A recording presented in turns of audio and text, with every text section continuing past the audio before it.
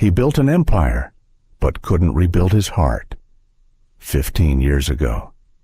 Jonathan Blake lost his wife in a tragic accident. What most people didn't know, he was the one behind the wheel. Since then, the Millionaire CEO buried himself in silence, routine, and success. No birthdays, no holidays, no one allowed close, until a new assistant named Emily walked in. She didn't try to fix him. She didn't try to change him. She simply stayed. And in doing so, she became the first crack in his perfectly built walls. Now imagine this. You've spent half your life punishing yourself for a moment you can't undo. And suddenly, someone shows up who sees the man beneath the guilt. Would you let them in or push them away again? This is a story about love, grief, and the quiet bravery of choosing to heal, even when you think it's too late. If this story touches your heart, don't forget to like, subscribe, and share your thoughts in the comments. Your voice matters here. Now, let's begin where his story almost ended. He built an empire, but locked his heart behind walls no one could enter, not even himself. It was always quiet at Jonathan Blake's house by the lake. Not the peaceful kind of quiet, more like a silence that settled too deeply into the walls, as if sound itself had learned not to linger. From the outside, the home looked like something out of a magazine, modern, sleek, expansive windows facing the water, surrounded by towering maples that now blazed with October gold. But inside, it was a study in stillness. No music, no photos on the walls, just curated spaces, pristine countertops, furniture that had never truly been sat in. Jonathan had lived there alone for over a decade, 15 years, to be exact. Each morning began the same way. He rose at 5:30, brewed a pot of black coffee, no sugar, no cream, and sat at the kitchen island to read the Wall Street Journal, even though he had already scanned the headlines online during the night. By 6:15, he was dressed in a crisp, charcoal gray suit, perfectly tailored, paired with the same navy tie he wore nearly every day. At 7, he arrived at the headquarters of Blake Care Health Solutions, the healthcare firm he'd built from nothing into one of the most respected in New England. Efficiency, discipline, predictability, they were his religion. But beneath that surface, beneath the accolades, the magazine covers, the executive awards, there was a hollow Jonathan never let anyone see. It wasn't loneliness, exactly. It was something quieter, heavier, like guilt wrapped in routine. He didn't speak of Margaret. No one dared to bring up her name, not even the few who had known her. She had died in a car crash at the age of 30. Back then, they had only been married 3 years. She'd been a teacher, the kind who wore scarves even in summer, who left notes in his lunch bag and danced barefoot in their tiny kitchen on Sunday mornings. Jonathan hadn't danced since. No one knew that he had been the one driving the car that night. They had argued about what? He barely remembered. Something stupid, something small. She'd reached to turn down the music, and he had looked away from the road for just a second, and that second had cost him everything. He'd survived with a fractured arm and a concussion. Margaret had died before the ambulance arrived, and while everyone called it a tragic accident, Jonathan never stopped believing it was his fault. He buried her on a cold November morning and built a different life after that one, where feelings were filed away like documents, where intimacy was replaced with meetings, where no one got close enough to leave. Over the years, he became known as brilliant but distant, courteous but unreachable. His executive team respected him, feared him even, but no one claimed to know him. Assistants came and went. Some lasted weeks, others months, but none made it past the invisible wall he kept around himself. And Jonathan preferred it that way. He didn't do small talk. He didn't attend company picnics or holiday parties. His name appeared on generous donation checks, but he never showed up for the photo ops.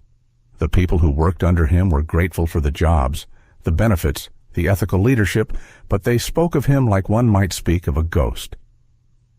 He went home every night to a house that smelled faintly of lemon cleaner and cedar. He poured himself one glass of bourbon, never more, and stood by the window overlooking Lake Champlain, watching the sun set across the water without really seeing it. He lived, but he did not feel. That Friday morning, the phone on his desk buzzed at exactly 8:01. "Mr. Blake," came the clipped voice of his executive assistant, Mary Ann. "HR confirmed your new personal assistant starts Monday." Jonathan didn't look up from his screen. "Fine," he said. "She's highly recommended. Comes from a medical administration background. Managed a hospital department in Maine for 6 years. Her name is Emily Grant." Jonathan allowed a pause just long enough to show he had heard. "They all look good on paper," he replied. A brief silence. Then Mary Ann added, with only the faintest edge of sympathy, "Would you like to meet her before Monday? A short introduction? Maybe." He shook his head. "Unnecessary. She'll be reporting directly to your office." "I know the protocol," Jonathan said, a bit more sharply than intended. He exhaled. "That'll be all." As the line clicked off, he leaned back in his chair. Through the glass wall of his office, he could see the bustle of the corporate floor interns with coffee, analysts bent over spreadsheets, phones ringing. Life moved around him, but never through him. He opened his drawer and glanced, briefly, at the photograph tucked beneath a stack of documents. A black and white snapshot, slightly creased, of a woman with a scarf and a crooked smile. He closed the drawer again. Assistants came and went. They always did. And as far as Jonathan Blake was concerned, this new one would be no different. They never stayed past 3 months. She wasn't looking to change him, just to do her job. But her presence would change everything. The first morning, Emily Grant stepped into Blake Care headquarters. The Vermont sky was still dusted with late autumn mist. The parking lot glistened with dew. Her boots made soft sounds on the lobby's polished stone floor as she passed the front desk, coat draped neatly over one arm, a slim folder in the other. She didn't look like someone about to walk into the heart of one of the region's most powerful companies. But then again, Emily had long since stopped trying to look the part. At 32, she had learned that appearances rarely said anything true. Her long auburn hair was pulled back in a low knot, simple and practical. Her navy blazer fit well, but not tightly, and her black flats were scuffed just slightly at the toes. She wore no jewelry, no perfume, just a quiet presence and a faint scent of lavender soap. As she waited for the elevator, she glanced at her reflection in the brushed metal doors. Her green eyes looked steady, but beneath the calm was the same low flutter she always felt before starting something new. Behind that flutter, though, was something stronger resolve. Emily had not taken the job with illusions. She knew Blake Care's CEO had a reputation for being distant, demanding, and near impossible to work for. She'd heard the whispers during her final interview with HR, how assistants never lasted more than a season, how Mr. Blake avoided personal interaction like it might physically harm him. But she also knew how to navigate difficult people. Grief did strange things to people. So did guilt. She had seen both up close. Her mother had died slowly over 5 years, in and out of care homes, her once sharp memory dissolving like sugar in tea. Emily had been her sole caregiver, balancing hospital shifts with long nights by her bedside, and when her marriage fell apart in the middle of it all, she hadn't fallen apart with it. She just kept moving, one breath, one task, one gentle step forward. She had no interest in fixing anyone, especially not a man who didn't want to be fixed, but she knew how to stay calm in the storm, and sometimes that was all a job required. The elevator chimed softly as it opened on the 14th floor, Jonathan Blake's floor. She stepped out, greeted by a hallway so still she instinctively lowered her steps. The carpet was thick, soundless. Frosted glass offices lined the hall, and at the very end was a larger door closed. A woman with silver blonde hair and sharp eyes greeted her before she could knock. "You must be Miss Grant," the woman said, with the tone of someone who'd seen dozens come and go. "I'm Mary Ann, Mr. Blake's executive assistant. He's expecting you." Emily smiled softly. "Thank you. It's nice to meet you." Mary Ann studied her for a beat longer than necessary, then gave a brief nod. "Good luck," she said, not unkindly. Then she stepped aside and disappeared into her own office. Emily took a breath, then gently knocked on the door. "Come in," came the voice, low, clear, clipped. She stepped inside and saw him for the first time. Jonathan Blake stood by the floor-to-ceiling windows, one hand in his pocket, the other holding a tablet. He didn't turn right away. She took in the crispness of his suit, the deliberate precision of his office, no clutter, no color, just function. "I'm Emily Grant," she said, steadying her voice. "Your new assistant." He turned then, and for the briefest moment, their eyes met. His were cool gray blue, unreadable, not cruel, not unkind, just guarded, like someone always waiting for a door to slam shut. He gave a small nod. "I'm aware." A pause. "You can set your things at the desk outside," he added. "I don't require much beyond efficiency. No chatter, no meetings unless requested. You'll receive a task list each morning." Any questions? Emily shook her head. "No, sir." "Good." With that, he returned his gaze to the window. The conversation was over. Emily stepped out, quietly shutting the door behind her. That first day passed like water over stone. She learned the systems, sorted the calendar, reorganized files he hadn't touched in months. She listened more than she spoke, made notes in the margins, and noticed small things no one else seemed to. By lunchtime, she'd figured out that he took his coffee at precisely 10:45 but rarely drank more than half, that he disliked interruptions but appreciated summaries delivered clearly and concisely, and that he didn't acknowledge thank yous with words only a fractional tilt of the head. So the next morning, she made a choice. Instead of black coffee, she placed a mug of chamomile tea on his desk at 10:45. No sugar, just a slice of lemon and a tiny honey packet on the side. She didn't explain. She didn't hover. She simply placed it on the corner of the desk, near the tablet, then turned to leave. Jonathan didn't notice at first. He was reviewing notes, marking a file. But then, mid-sentence, he reached for the cup and paused. His fingers tightened slightly on the handle. He lifted the cup, took a sip, and stilled.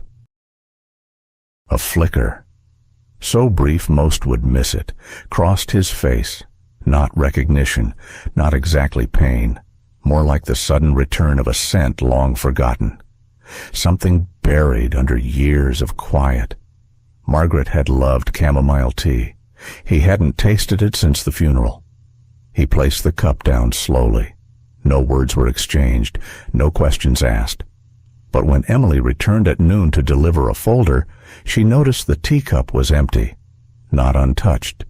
And that evening, as he stood by his window watching the lake darken with dusk, he thought about the new assistant. She had begun like all the others, but something about her, even walls made of stone, begin to shift with the right kind of silence. Jonathan Blake lived his life in rhythm. Not the joyful kind, like music or dance, but the kind that made time predictable, controlled, empty, but safe. He woke at 5 o'clock sharp. No snooze button, no delay. He brewed his coffee, though lately it sat untouched, and read the same 3 publications in the same order: the Journal, then Harvard Business Review, then the Blake Care Operations Report from the previous day. Breakfast was always the same 2 eggs, scrambled, toast with no butter. He never ate lunch before 1. His dinner was solitary and mechanical, usually grilled chicken and steamed vegetables, consumed at the same counter where no one else had ever sat.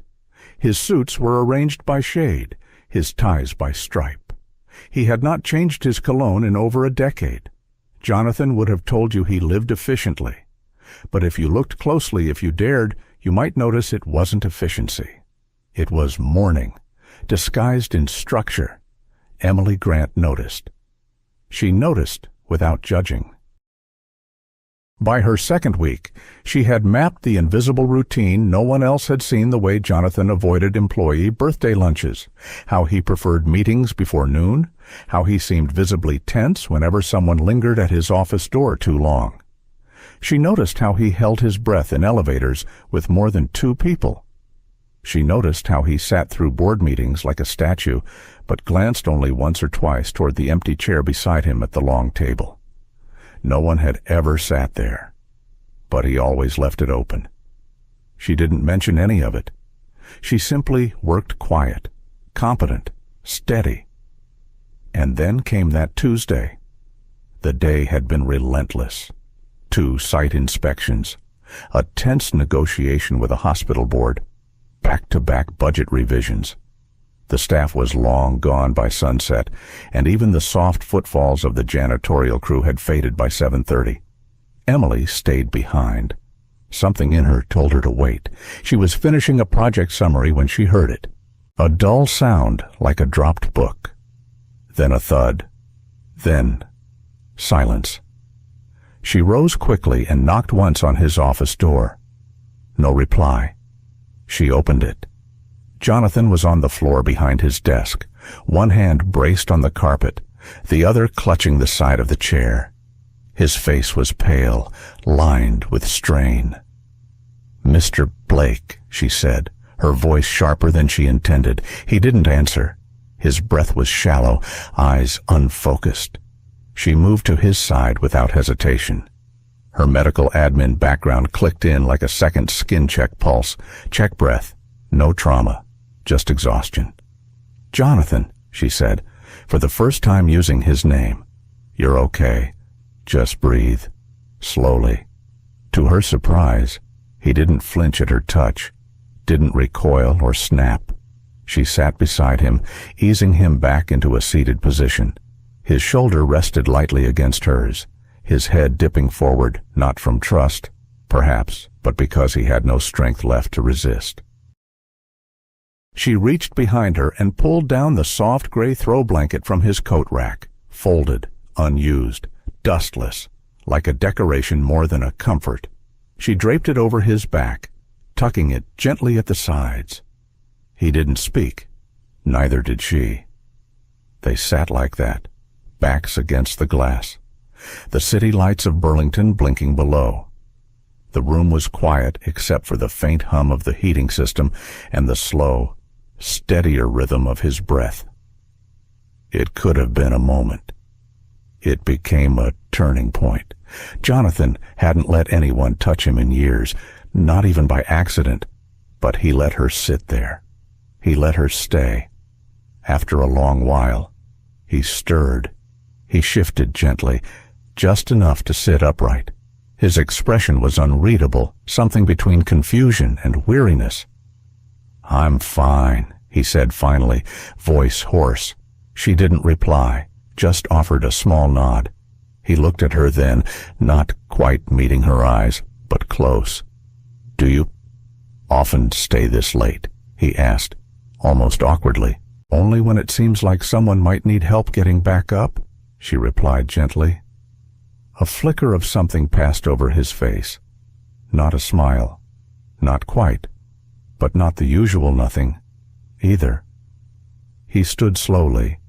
She helped him not overtly, not dramatically, just by holding steady while he regained balance. As she moved to leave, she glanced back once. "I'll update your schedule for tomorrow." I pushed the 8:00 to 9:00. He didn't argue. When she was gone, Jonathan remained standing in the center of the room.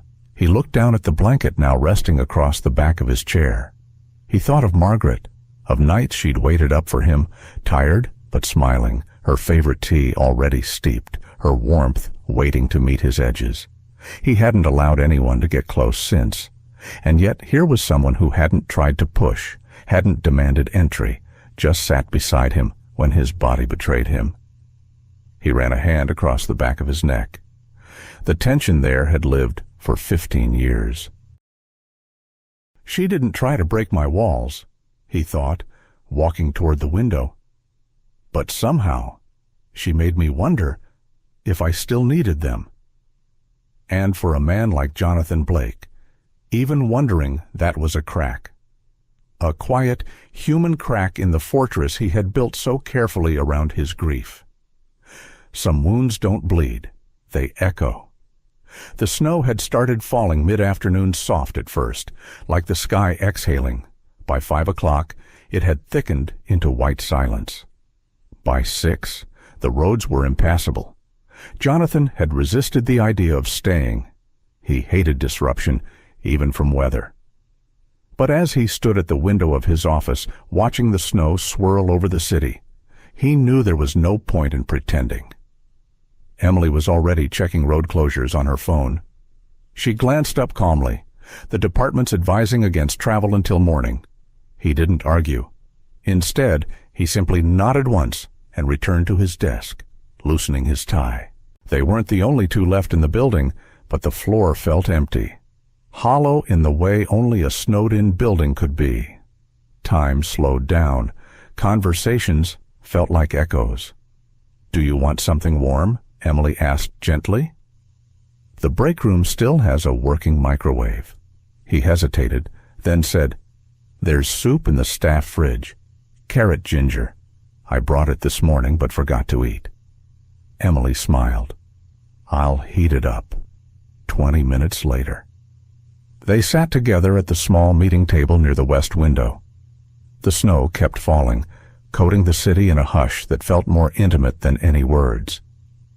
Dinner was quiet.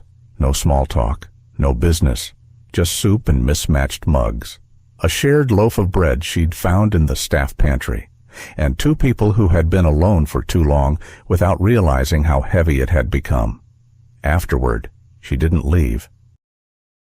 She sat across from him, the soft office light turning her hair the color of candle wax, her eyes calm and waiting but not expectant. Jonathan folded his hands on the table. His knuckles looked older in that light. His voice, when it came, was low. "I haven't told this to anyone. Not in full." Emily didn't nod, didn't lean in. She just breathed and let the silence hold. It was snowing that night, too. He began, not heavy, but steady. Margaret loved it. She always said Vermont winters were her favorite thing about marrying me. He paused, his eyes fixed on some point beyond the room, somewhere behind the years. We'd had an argument. I don't even remember what about. Something stupid, probably about how many hours I'd worked that week. She wanted to take a trip, just the two of us. I told her I couldn't step away, that I had too much riding on a board vote. A pause. Longer this time. I remember the look on her face when I said it. Not angry.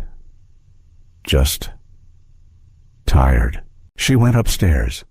I stayed in my office. Around midnight, I heard the garage door. Emily didn't move. She was going to her sister's place. Said she needed a night to clear her head. It was icy. I told her I'd drive her or call a car, but she insisted she'd be fine. He rubbed his face with both hands, then let them fall to the table, palms up, defeated. I followed her, took the back roads, caught up just outside the bend near the lake. The quiet deepened. She didn't see me coming. I just wanted her to pull over, to talk, but I flashed my headlights too late. She swerved. There was black ice. He swallowed. His voice cracked. The car flipped. I was the first to reach her. I held her hand until the ambulance came, but it was already too late. Silence. Just the sound of the heating unit humming gently in the corner. I told everyone she lost control. I told them it was just an accident. He looked up then. Not at Emily, but past her, like he still couldn't bear to see understanding in someone's eyes. But I caused it, not with cruelty, with pride, with silence, with every time I chose the company over her. And then it happened. His shoulders shook. His breath caught. For 15 years, Jonathan Blake had not wept. Not at the funeral. Not on anniversaries. Not when he closed the door to the bedroom they'd once shared and never opened it again. But now, in a snow-locked office with nothing but a mug and an empty chair between him and the truth. He did, not loud, not messy, just quiet, broken grief like a dam cracking softly at the seams. Emily didn't speak. She didn't reach for his hand or offer cliches. She just stayed. That was all he needed. Someone to sit still while the floodwaters rose. When the storm inside him began to settle, he looked down at the table, eyes red but clear. "I don't need forgiveness," he whispered. "Not really. No one can give me that but her. And she's gone." He looked at Emily now, meeting her gaze fully. "But maybe I need someone who doesn't walk away, even when I'm not ready to open the door." Emily's voice was soft. "Then I'll stay on the porch for as long as it takes." He gave a small breath of something between disbelief and gratitude.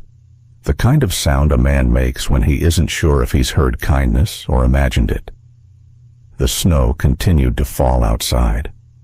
Quiet, patient. And for the first time in a long time, so did he. Healing doesn't always come in grand gestures. Sometimes it's a cup of warm soup left on a cold night. After the night of the snowstorm, something began to shift.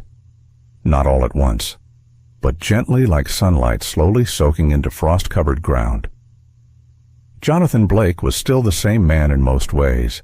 He still arrived at the office before everyone else, still reviewed reports with military precision, still signed documents with that same sharp-angled signature.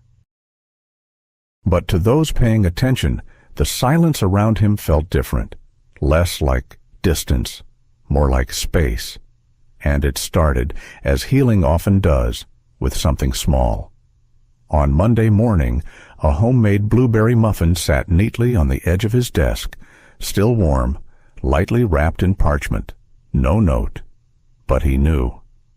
He glanced toward the outer office, where Emily sat tapping gently on her keyboard, face calm, unreadable. He didn't say a word. But later that day, as he sipped his tea in private, he realized something odd the muffin had made him feel, remembered. The next morning, the faint strains of classical music in the office had been replaced, not completely, just softened, shifted. A new playlist hummed gently in the background, instrumental folk, quiet piano, acoustic guitar. It wasn't intrusive, just warmer. At first, he almost turned it off, but then he didn't. On Wednesday, he left his office door slightly ajar, not by accident, a conscious decision. Just a few inches, but enough for light and voices to spill in. And then Friday came.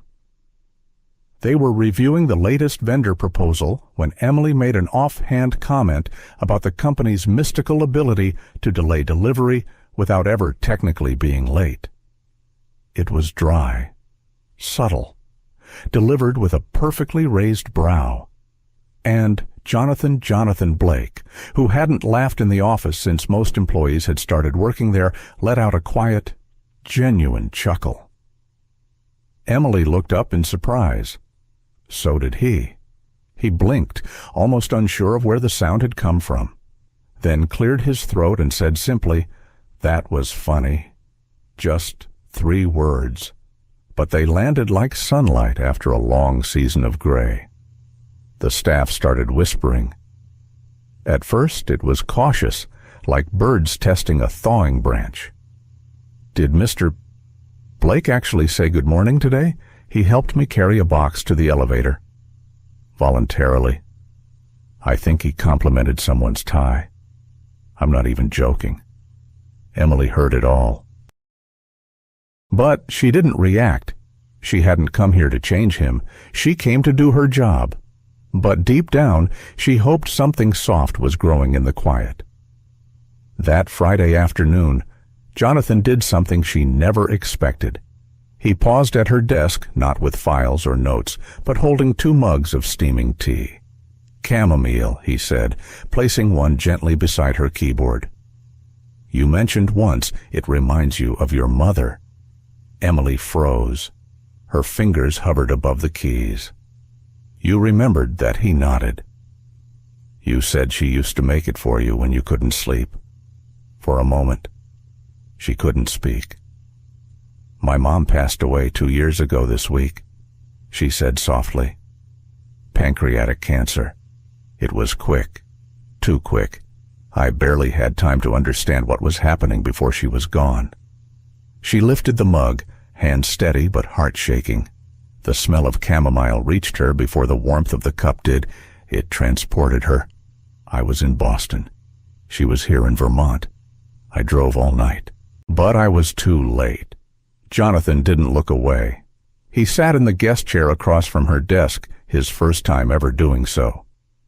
"She was your anchor," he said, not as a question. Emily nodded. She had this way of making the world feel soft, even when it wasn't. He studied her for a moment, then asked quietly, "Is that why you came back here?" She hesitated, then said, "Yes. Boston held too many echoes. Here, at least, I could breathe again. Eventually." Silence stretched between them, but it wasn't uncomfortable. It was something else, a reverent quiet. Then Jonathan surprised her again. "What happened? With your husband?" It wasn't prying. It was careful, considerate, like he wanted to know, not to fix. Emily exhaled slowly. "He was kind. We met young, stayed married through a lot, but grief doesn't treat people the same. After Mom died, I changed. I needed stillness. He needed motion. We kept missing each other." Jonathan listened, truly listened. "It wasn't ugly," she said, "just sad." We unraveled quietly, the way some things do. A long pause. Then Jonathan said something she never expected. "I'm sorry." She looked at him. For what? For the pain, for the way loss keeps echoing long after the room goes quiet. And in that moment, she saw it again, not the CEO, not the man in the perfectly pressed shirt, but the version of him who had once wept in silence over his own broken past. They sat like that for a while, sharing tea, sharing silence.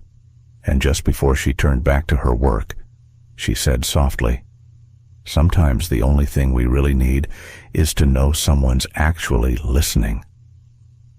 He nodded once, as if that truth had never fully occurred to him. That evening, after he'd gone, she found a yellow post-it on her desk. It read, "The muffin helped. Thank you." No signature, but none was needed. Just when you start to hope again, fear whispers louder. The days after the snowstorm had brought something almost frightening peace. Jonathan found himself settling into a strange sort of rhythm with Emily. Their conversations, though still professional, carried warmth. There were pauses that weren't awkward anymore, silences that weren't tense. She had a way of softening the edges around him, and he, without realizing, had started letting her. It terrified him. The award ceremony loomed closer. Vermont Civic Hall had sent over the final program, and Blake Care's board was excited. Jonathan Blake, the elusive founder, the man behind decades of healthcare transformation, was finally being publicly honored. He didn't want the spotlight, but he knew what it meant for the company. And when it came time to write his speech, he asked Emily. Her eyes had lifted in surprise when he'd said it so plainly. I'd like you to help me write it. He could have assigned it to the PR team or asked the communications director. But he didn't trust them to understand the tone he wanted. He trusted her. They spent several evenings together in the conference room, legal pads, tea, laptops, soft music in the background. Jonathan wasn't a man of many words, but with her, the words came easier. He admitted things he hadn't told anyone, that he hated public speaking, that he'd been avoiding award ceremonies for years, that the idea of standing on stage, being thanked, made his skin crawl. Emily listened, always without judgment. She took notes carefully, in handwriting that curled gently at the ends. Occasionally, she'd offer a suggestion, a phrase, or ask a quiet question that made him think. On the fourth night, the boardroom lights low, the heat humming softly from the vents, she said, "What if you mentioned Margaret?" His pen stopped moving. Emily didn't notice the way his back straightened. She kept talking soft, thoughtful. "Just a line or two," she said. The way she believed in this company before anyone else did. It would humanize the speech, show the heart behind everything you've built. Jonathan's jaw clenched. Emily finally looked up. He was staring at her, still, unblinking. "Jonathan." There was silence. Then, slowly, with an edge that cut clean through the air, he said, "Don't." Emily blinked. "I just thought, don't touch that part of me." The words came low, but sharp. Her brows knit slightly. "I didn't mean to." "You don't get to mean," he said, rising from his chair. The scrape of wood on tile was loud in the quiet room. "I asked you to help with a speech," he continued, voice rising. "Not to mind my past like it's a story you're entitled to shape." Emily stood as well. "Jonathan, I wasn't mining. I was trying to help you connect," he said, with a bitter laugh. "You think mentioning Margaret in a speech will connect me to an audience? You don't even know what she meant to me." "I'm trying to know," Emily said, softer now. "You've let me in just a little." "And I thought that's the problem," he snapped. "You think this is something that because I've let you help write a speech or drink tea in the same room, we're close. We're not." The room fell cold. Emily didn't flinch, but her voice lost its steady anchor. "I never thought we were anything you didn't want us to be," she said. Jonathan turned away. He couldn't look at her face. It made something break open.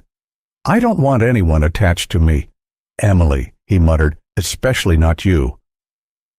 Silence. Emily stood still for a long moment. Then she quietly closed her notebook. When she looked at him again, there was no anger, just something quieter, something cracked. "You don't have to push me away so hard," she said gently. "I was never trying to pull you anywhere you didn't want to go." She walked toward the door, every step quiet. Before leaving, she paused. Her hand on the knob, she said, "You're allowed to protect yourself, Jonathan, but don't pretend that keeping everyone out is the same as being whole." And then she was gone. He didn't move for a long time. That night, the lake was still. The snow reflected the full moon like polished glass. Jonathan sat by his fireplace in the house that had once been filled with Margaret's laughter and listened to the sound of nothing. The chair across from him sat empty. He'd always preferred it that way. Until now, and that more than anything terrified him. By dawn, he told himself it was better this way. Cleaner, safer. She'd be upset, sure, but she'd come back. They always did. But when he entered the office at 7:03 her desk was dark, no jacket, no tea, just an envelope. White, plain, folded once. He recognized her handwriting immediately. He carried it to his office, sat behind his desk, and opened it. No drama, no accusations, just a quiet, graceful resignation. One paragraph. A thank you. A goodbye. And at the bottom, her name in careful script. Emily Grant. Jonathan stared at the letter for a long time, and, for the first time in years, the silence in his office didn't feel peaceful. It felt like something had been torn away, and he wasn't sure how to put it back. The hardest goodbyes are the ones said in silence. The office was quiet that morning. Too quiet. No faint clicking of Emily's keyboard. No soft hum of music from her speakers. No tea on the corner of his desk. Just the white envelope, still there, where it had waited all night. Jonathan stared at it for minutes, maybe longer. Part of him had hoped he'd imagined it, that she'd walk in, apologize for leaving in a rush, pick up her notepad and say, "Where were we?" But the silence around him made it clear. This was not a misunderstanding. This was a decision. He finally opened the envelope. Inside, her handwriting was neat, calm, exactly like her. Mr. Blake, thank you for trusting me with parts of your world. That trust meant more than I can explain. But I've come to realize something staying in a place where I'm not wanted doesn't make me strong. It makes me small. I'm leaving not because I stopped caring, but because I started caring for myself. You once said silence was safety. I hope one day you'll find it can also be kindness. I'll still attend the ceremony tonight. After that, I'll be gone. Warmly, Emily Grant. Jonathan set the letter down, very slowly. It didn't burn his hands. It didn't shout at him. It didn't blame. And somehow, that made it worse. She hadn't tried to change him. She hadn't demanded closeness. She'd simply cared, and he'd pushed her out. He leaned back in his chair, staring at the ceiling, the hum of the lights overhead suddenly too loud. His chest felt tight, not from anger, from something else. Loss. Again. Except this time, it wasn't sudden or violent. It was quiet. Earned. Preventable. He opened his calendar, stared at the long row of scheduled meetings, and for the first time in years, hit cancel. Finance review, board prep, merger call, all gone. He needed space, not from others, but from himself. Outside, the lake was still half frozen. The edges had begun to thaw in the sun. A metaphor, he thought bitterly. One he was too late to live through. He walked slowly to the shelf behind his desk. On it sat a photo frame, long untouched. He picked it up. Margaret smiled back at him. Her face was soft, youthful, laughing at something just outside the frame. Her hair caught in the wind. The mountains behind her blurred. It had been their last trip before the accident. He hadn't looked at this photo in over a decade. He touched the edge of the glass, the pad of his thumb brushing the corner. "I'm sorry," he whispered. The words fell so quietly. He wasn't sure he'd spoken them aloud. "I'm sorry for driving that night. I'm sorry for pushing you to meet that deadline. I'm sorry I didn't say I love you before we left the cabin. I'm sorry I let the grief turn me into someone even I can't stand." He hadn't meant to say all that, but once it started, he couldn't stop. "And I'm sorry, Margaret, that I mistook memory for punishment, that I thought building walls around your name was the same as honoring it." He sat the frame down, slowly, carefully, like a fragile thing that still deserved to be held. His throat tightened, his eyes burned, but for the first time, he didn't fight it. Grief didn't shout, not anymore. It just echoed. And as it did, something else rose underneath, a whisper not of fear, but of clarity. He didn't return to the office that day. Instead, he went home, showered, changed into his suit early, sat in silence on the porch for hours. The sun dipped low behind the hills. The wind carried the faint sound of traffic from the town. And when it was time, he got in the car. The Civic Hall stood glowing under soft amber lights, the entrance buzzing with guests in coats and formal wear. Inside, people sipped wine, laughed, posed for photos beneath banners printed with the words, "Honoring Vision, Remembering Humanity." Emily arrived through a side door, unnoticed at first. Her black dress was simple, elegant, her auburn hair swept into a loose twist. She held a small note card in her hands, lips pressing silent rehearsals of the speech she'd been asked to deliver her speech. Jonathan's original slot had been reassigned. A quiet corner of the foundation had asked her to speak on what it meant to care for others, behind the scenes how unseen acts of compassion had shaped Blake Care. She said yes, weeks ago, back when it was just a job.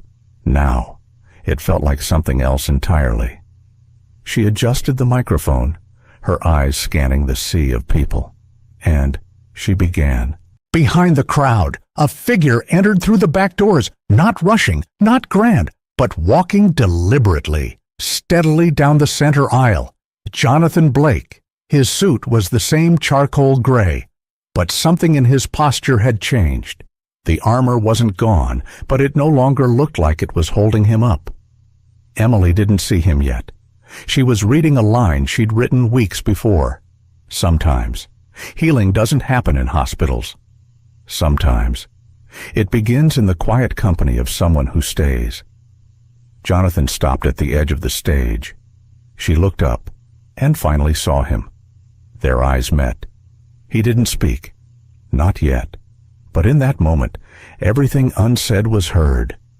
Sometimes, love arrives not with flowers, but with the courage to speak finally. Emily's voice trembled just slightly as she continued her speech on the softly lit stage. It wasn't fear. She had stood in front of audiences before, but this moment, this one felt different. She glanced briefly at the crowd, hundreds of faces watching, politely listening.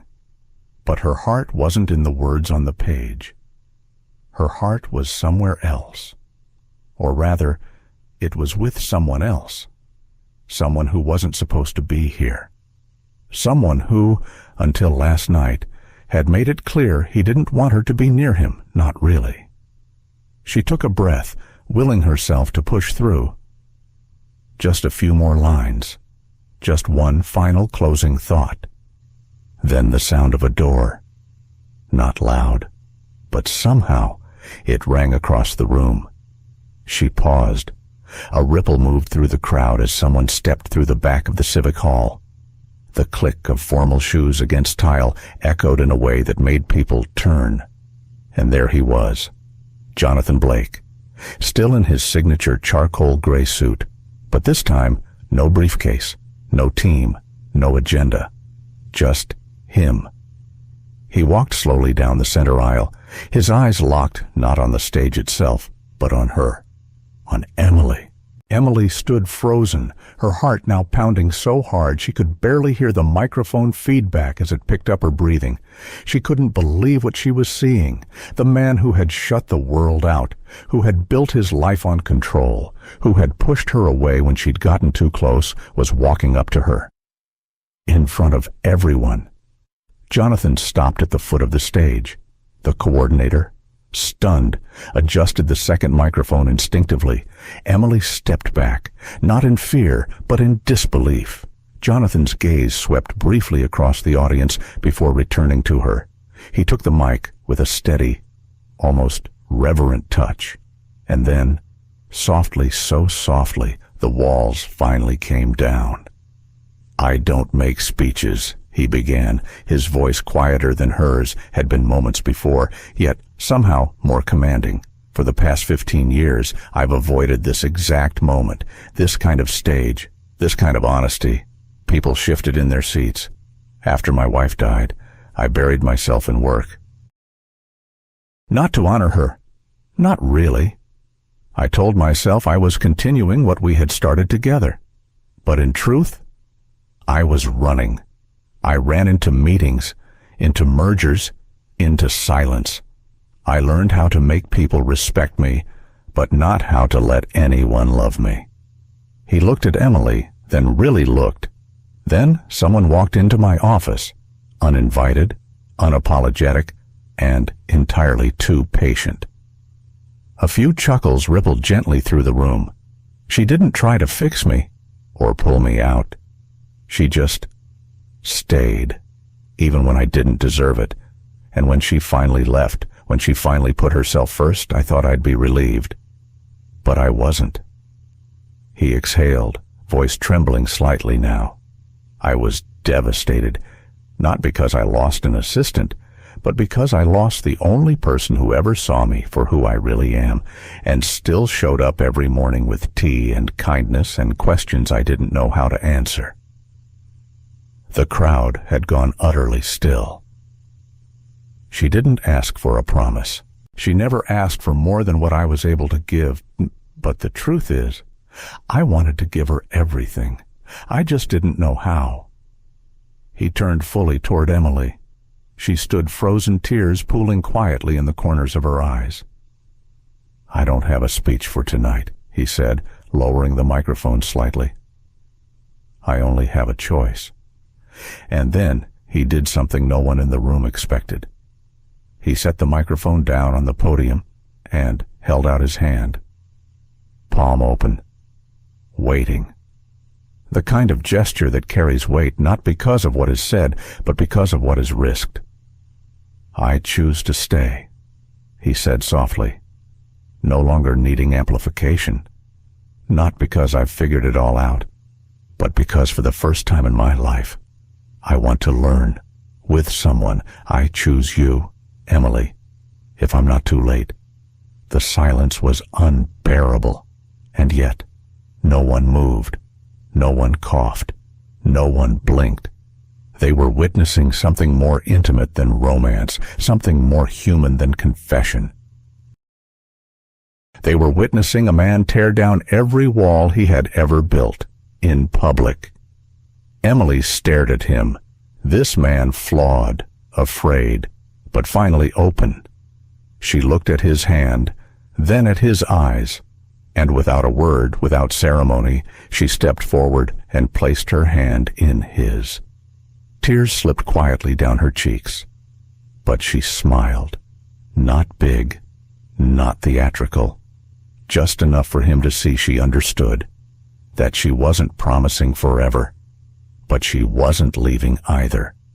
The audience rose in a quiet standing ovation, not loud, not explosive, just sincere.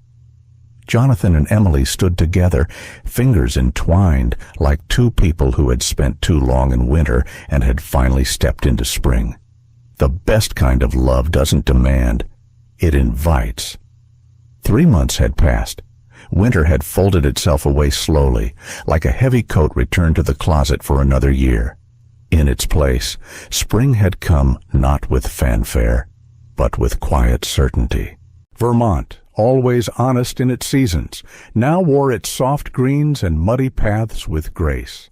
The lake behind Jonathan's home rippled gently under the late April breeze. Birds were back.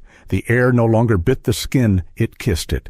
And in this new season, Emily came back. Not as a visitor, not as an employee, not even as someone seeking closure. She returned as a partner. Margaret House, the long-planned community health center, had finally been approved. The town council had embraced the idea, especially after Jonathan's public appearance, something they never thought they'd witness. The name had been Emily's suggestion. Jonathan didn't argue. He simply nodded, with the kind of quiet gratitude that needed no words. The center wasn't just a tribute. It was a beginning. Emily took up her role as co-director with a calm strength. She handled volunteers, met with nurses, juggled local budgets, all while navigating the gentle, cautious rhythm of something tender beginning between her and Jonathan. They didn't define it. They didn't label it. They simply allowed it. Because the best kind of love doesn't demand. It invites.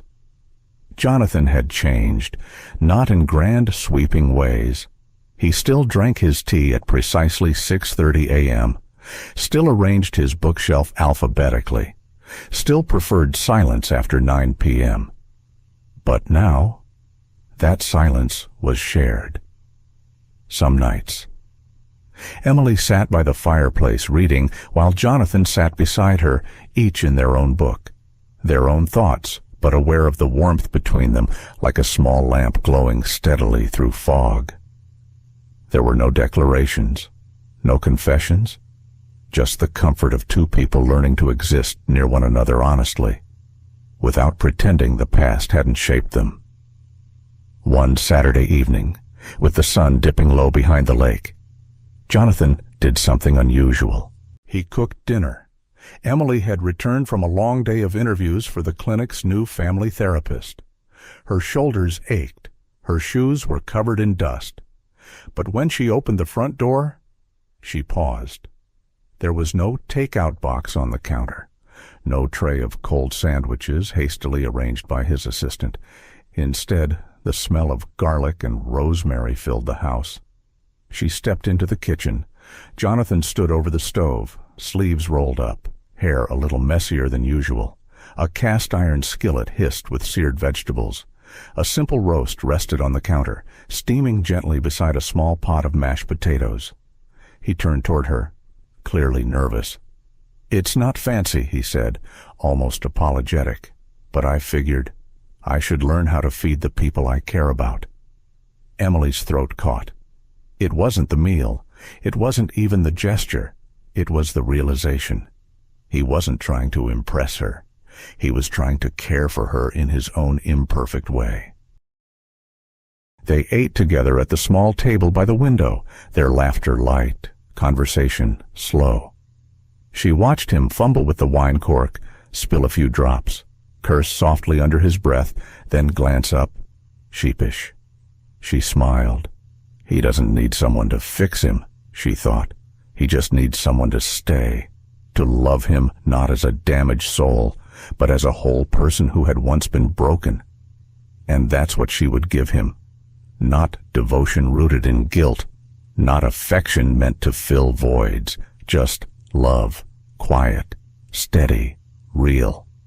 After they cleared the dishes and she wiped the counters clean, Jonathan disappeared into the study. She thought he was getting more files to review, like he often did, but instead, he returned holding a small, worn wooden box. It looked old, weathered around the edges, the brass hinges slightly loose. He didn't say anything as he set it on the table in front of her. He simply sat across from her and nudged it gently forward. Emily looked up. Jonathan's expression was unreadable, but not closed. Slowly, she opened the box. Inside was a single silver key, and beneath it a small slip of parchment paper. Familiar handwriting. Steady. Hers. You once said you had to leave, not because you stopped caring, but because you started caring for yourself. So I'm asking, would you consider building something for both of us this time? No more leaving, just staying. Together. Emily lifted the key slowly, heart pounding with something between wonder and tenderness. "This is—" she began. Jonathan nodded. "It's not just a house, it's ours. If you want it to be, no pressure, no expectation, just an invitation. The best kind of love doesn't demand, it invites." That night, long after the stars had arrived and the house had gone still, Emily stood on the porch of the lake house, the wooden box cradled in her arms. She wasn't thinking about the years behind her, only the ones ahead. And for the first time in a long, long while, she felt safe, dreaming again. Love doesn't erase the past. it helps you carry it differently. The first thing you noticed that morning was the wind. Not harsh, not biting like it had been for months, but softer, as if spring had finally decided Vermont had suffered enough. Outside, the town of Shelburne stirred with a quiet anticipation. Children in light jackets ran across the park. Flags fluttered from porch railings. On Maple Avenue, a small crowd gathered in front of a modest wooden building painted pale yellow, with wide windows and flower boxes already showing the brave green of new leaves. Over the entrance, carved into a hand-polished wooden beam, were the words, "Margaret House, for healing, for all." There were no press cameras, no corporate banners, just people. People who remembered what it felt like to be sick and afraid and alone. People who had lost someone, or almost lost themselves. People who believed in second chances. And there, standing beside the entrance in a dark navy coat, was Jonathan Blake. He looked older than the photos in the newspapers, softer around the eyes, not broken, just finally real. Beside him stood Emily. She wore no makeup. Her auburn hair danced gently in the breeze. One gloved hand held a clipboard. The other rested lightly by her side. They weren't holding hands, not yet. But the space between them, once filled with silence and fear, was now filled with quiet, steady trust. When the mayor stepped forward to speak, the crowd hushed. "Today," he began, "we open not just a building, but a promise. A place where no one has to walk through illness or loss alone again. Thanks to Mr. Blake and thanks to Miss Grant, we now have Margaret House." He gestured toward the scissors on a velvet cushion, but Jonathan raised one hand. He stepped forward, eyes sweeping the crowd not to impress, but to connect. 15 years ago, he said, voice low but steady, I lost the person I thought I couldn't live without. And for a long time, I made sure I didn't live not really. I built walls. I built a company. I told myself it was enough. He turned slightly, looked toward Emily, just for a moment. But pain doesn't disappear just because you get busy. Grief doesn't go away because you ignore it. This place, this house is named for my wife, Margaret. But it was built because someone reminded me that life still has room for warmth, for light, for healing. A long pause. To the people who show up for others, quietly, daily, without asking for anything in return, you're the reason this house exists. Then he reached for Emily's hand. She didn't hesitate. Together, they cut the ribbon, and, for a brief, beautiful moment, the only sound was wind in the trees and applause that felt less like celebration and more like blessing. Inside the building, light flooded through the windows. There were soft chairs in the waiting room, a corner for children to read, and a small hallway that led to exam rooms painted in calming tones. No sharp fluorescent lights, no sterile metal cabinets, just warmth. Jonathan wandered through the space slowly after the crowd dispersed. He paused before a framed photo near the reception desk. It showed Margaret in her early 30s, laughing beside a wooden canoe, wind in her hair. His fingers touched the edge of the frame.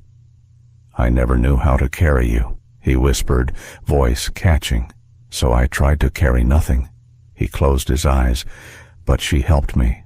Emily helped me carry you in a way that didn't break me.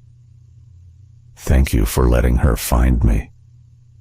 He stood still for a long time, and for the first time in years, he didn't feel torn between the past and present. He just was. That night, the lake house glowed like a lantern in the trees. The kitchen smelled faintly of cinnamon and roasted apples. A record spun slowly in the corner, an old jazz album Margaret had loved, now reintroduced by Emily. Jonathan stirred 2 mugs of tea in silence. Emily sat at the kitchen table, reviewing tomorrow's staff schedules, glasses sliding down her nose. Her sweater was too big. One of his outside. Snow had begun to fall again, late spring's last surprise. Not a storm, just flurries. Gentle, like a memory returning without pain. He placed a mug beside her. Chamomile.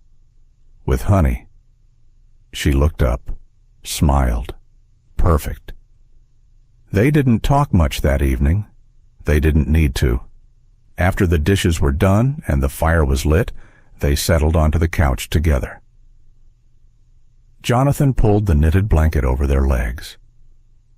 Emily leaned into his side, her head resting just under his chin. Through the wide living room window, snowflakes danced against the glass. He felt her hand slip into his. And for once, he didn't wonder if he deserved this peace. He just received it. "I used to think the best part of life ended with Margaret," he said softly. "But I was wrong." Emily didn't answer. She just listened. "Love doesn't come to erase what came before," he said. "It just gives you someone to carry it with." A log popped in the fire. Outside, the snow kept falling. Inside, they sat still, not waiting for anything, not holding back. And as Jonathan looked around the soft light, the worn books, the warmth, he realized something. This wasn't the house grief built. This was the house hope built, and he had chosen to live in it. Turns out, he whispered, more to himself than anyone, it wasn't too late after all. Sometimes the most difficult person to forgive is ourselves. Jonathan's story isn't just about grief or romance. It's about what happens when we carry guilt so long. It becomes part of who we are, when we confuse survival with living. When we believe that shutting people out will keep us safe, only to find it leaves us lonelier than ever. But healing doesn't need grand gestures. Sometimes it begins with small things like a cup of tea, a warm silence, or someone simply choosing to stay. This story reminds us that it's never too late to open your heart again, no matter your age, no matter your regrets. Even after years of darkness, light can still find its way in, often through someone kind enough to walk beside you without rushing you forward. And if you built walls to protect yourself, maybe that was necessary for a time. But you don't have to live behind them forever. Let this be a quiet encouragement. You are not beyond healing. You are not too late for love. You are still allowed to hope for connection, for peace, for joy, even now. Thank you for spending your precious time with this story. If it touched your heart, even just a little, we'd be so grateful if you could like this video, share it with someone who needs it, and subscribe to our channel for more stories that heal, uplift, and remind us we're never too old for hope. Your support means the world to us. Until next time, take care of your heart.